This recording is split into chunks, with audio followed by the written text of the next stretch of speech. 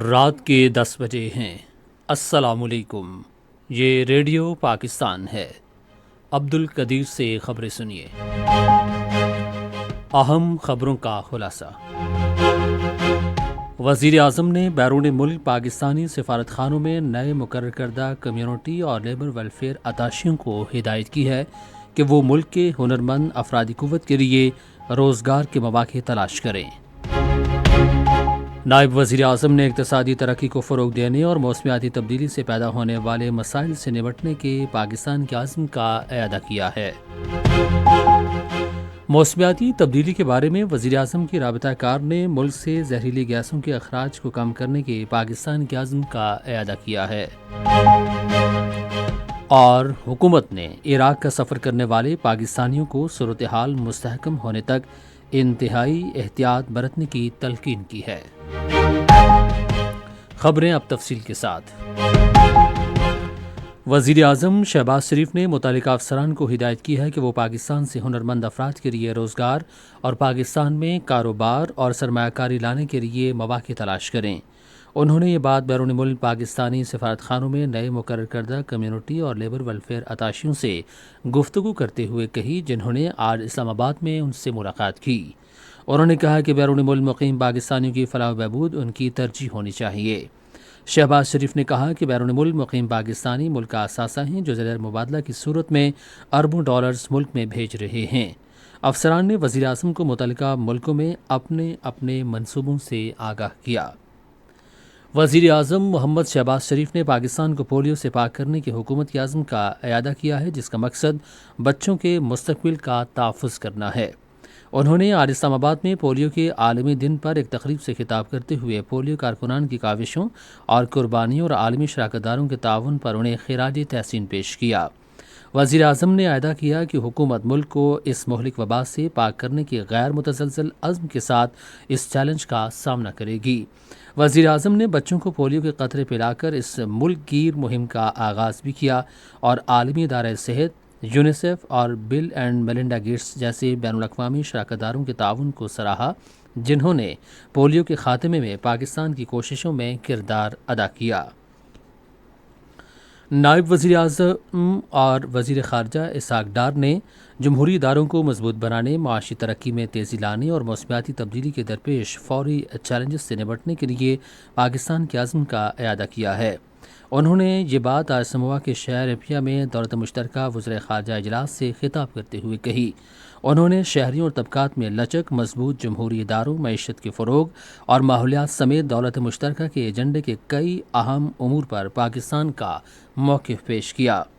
اسحاق ڈار نے سموا کے علاقے فگالی میں مقامی لوگوں کے محبت اور اصرار کو سراہتے ہوئے علامتی طور پر ایک اسکول کی تزئین و آرائش کا اعلان کیا۔ انہوں نے یہ اعلان فگالی کے دورے کے موقع پر کیا، جہاں دولت مشترکہ کے سربراہان حکومت کا اجلاس ہو رہا ہے۔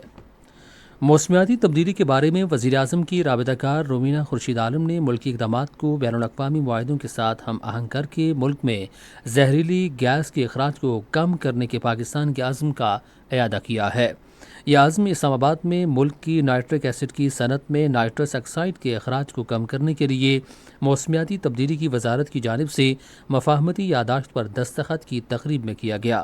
مفاہمتی یادداشت پر دستخط کے بعد ملتان میں کھاد کا ایک نجی کارخانہ اپنی پیداواری سہولت کے لیے مقداری ٹیکنالوجی اور زہریلی گیس کے اخراج کو کم کرنے کی خاطر آلات کی تنصیب کے لیے گروپ کے سیکریٹریٹ سے مالی امداد حاصل کر سکتا ہے۔ امریکی سینٹرل کمانڈ کی میگزین یونیپات نے army chief general Syed Asim Munir کو پرتشدد انتہا پسندوں کے خلاف ایک زبردست آواز قرار دیا ہے۔ سہ ماہی میگزین میں شائع ہونے والے ایک مضمون میں جنرل سید عاصم منیر کی قیادت، عسکری پس منظر اور انسداد دہشت گردی کی کوششوں پر روشنی ڈالی گئی ہے۔ اس نے دہشت گردی، ففتھ جنریشن وارفیئر اور غیر ملکی جارحیت کا جواب دینے کی صلاحیت کے ساتھ ساتھ سماجی و اقتصادی اقدامات کے حوالے سے ان کے موقف پر روشنی ڈالی۔ حکومت نے عراق کے سفر کا ارادہ رکھنے والے پاکستانی شہریوں سے صورتحال مستحکم ہونے پر اور پروازوں کا آپریشن معمول پر آنے تک انتہائی احتیاط سے کام لینے کا مشورہ دیا ہے۔ اس سلسلے میں دفتر خارجہ نے خطے میں ہونے والی پیش رفت کے تناظر میں آج ایک ایڈوائزری جاری کی ہے۔ دفتر خارجہ نے کہا کہ مزید معلومات اور سہولیات کے لیے عراق کے دارالحکومت بغداد میں پاکستانی سفارت خانے سے رابطہ کیا جا سکتا ہے۔ رابطہ نمبر یہ ہے 964784950311 964772997773۔ اور برکس نے مزید کئی ممالک کو فورم کا حصہ بننے کی دعوت دینے کا فیصلہ کیا ہے۔ یہ اعلان روس کے شہر کازان میں منعقدہ 3 روزہ برکس سربراہی اجلاس کے موقع پر کیا گیا، جس میں دنیا کے بڑی معیشت والے ممالک کے لیڈرز نے شرکت کی۔ اور آج راولپنڈی ٹیسٹ کے پہلے دن کا کھیل ختم ہونے تک پاکستان نے انگلینڈ کے خلاف اپنی پہلی اننگز میں 73 رنز بنائے اور اس کے 3 کھلاڑی آؤٹ ہوئے۔ انگلینڈ کی پہلی اننگز کی برتری ختم کرنے کے لیے پاکستان کو مزید 194 رنز درکار ہیں۔ اس سے قبل انگلینڈ کی ساری ٹیم اپنی پہلی اننگز میں 267 رنز پر آؤٹ ہو گئی تھی۔ 3 ٹیسٹ میچز کی سیریز 1-1 سے برابر ہے۔ اسی کے ساتھ خبریں ختم ہوئیں۔